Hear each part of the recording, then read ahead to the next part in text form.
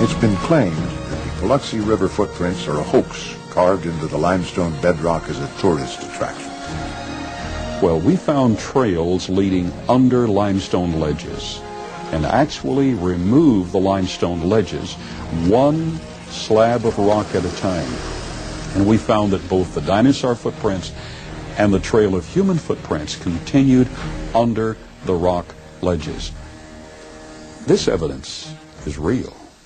This is said to be the fossilized finger of a human being. It too was reportedly found in the same strata as the dinosaur tracks, dating to over 100 million years old.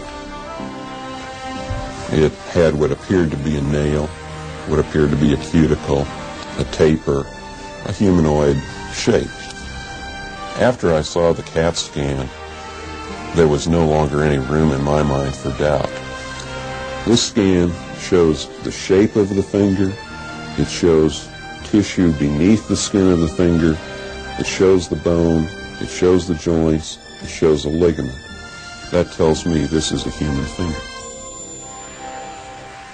The limestone layer that preserved these artifacts is reportedly dated at around 135 million years old. Yet, as we saw earlier, objects have been found in rock strata much older than this. In Klerksdorp, South Africa, hundreds of metallic spheres were found by miners in Precambrian strata, said to be a fantastic 2.8 billion years old. The controversy centers around the fine grooves encircling some of the spheres. Lab technicians were at a loss to explain how they could have been formed by any known natural process. According to the curator of the Klerksdorp Museum, Rolf Mars, these spheres are a complete mystery. They look man-made, yet at the time in Earth's history when they came to rest on this rock, no intelligent life existed. They're like nothing I've ever seen before. We've seen a broad range of evidence, some of it highly speculative, but there are enough well-documented cases to call for a closer look at the conventional explanation of man's origins, the theory of evolution. England is the birthplace of evolution's first champion, Charles Darwin. Darwin's theory of evolution proposes that simple life forms or species evolve into more complex species by accidental changes over long periods of time. For example, given 5 million years, an ape can evolve into a man. Since Darwin's time, his theory has become central to our understanding of how man came into existence. It's almost universally accepted today. But according to science investigator Richard Milton, Darwin's theory of how man evolved from the apes has some critical problems. The building behind me is London's Natural History Museum. It looks rather like a cathedral or a church, and in a way that's what it is. It's a kind of temple to Darwin's theory of evolution. People come to museums like the Natural History Museum to get answers to their question. Have we evolved from apes? Do humans and apes share a common ancestor? And to look at an exhibit like this, you'd think that question had been answered decisively yes. But the answer is far from decisive. In fact, this representation is an interpretation of the fossils, the interpretation of one group of scientists. There are other interpretations, but you won't find them in this museum or any other museum in the world. In the model of the evolutionary tree, man and apes are said to share a common ancestor. However, evidence of that common ancestor is highly contested. That's why it is still called the missing link. When Darwin's theory of evolution was embraced, it was assumed that in the next century enough fossil evidence would be found to prove that man had evolved from the apes. Darwinists have promised us a missing link, and so they've got to deliver. They've got to come up with one. Any missing link will do, it seems.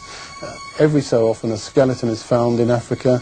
Its discoverers describe it as being the missing link. The headlines come and go, and then later on, that skeleton, those bones are reclassified either as human or as ape. And so far, the missing link is still missing. One of the most classic examples of this is the story of Java Man, discovered by Eugene Dubois in 1892. Dubois discovered a very primitive-looking ape-like skull cap, and he discovered this thigh bone about 40 feet away. he said, well, obviously they must belong to the same creature. And that creature walked erect like a human being and had an ape-like skull, so that must be a missing link, the Pithecanthropus ape man. So maybe you had a big ape and a human being living together in Java about 1 million years ago.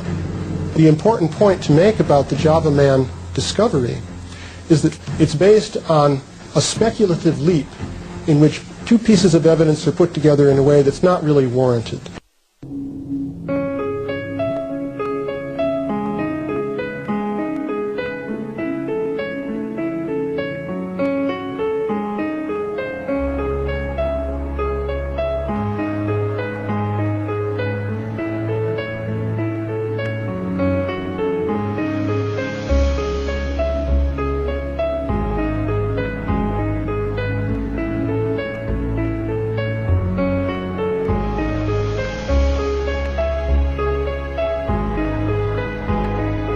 Two hominid fossils discovered in Kenya are challenging a long-held view of human evolution now. The new fossil evidence reveals an overlap of about 500,000 years during which Homo habilis and Homo erectus must have coexisted in the basin area, the region of East Africa where the fossils were unearthed. And if this is all true, and they believe it is, it throws evolution maybe out the door.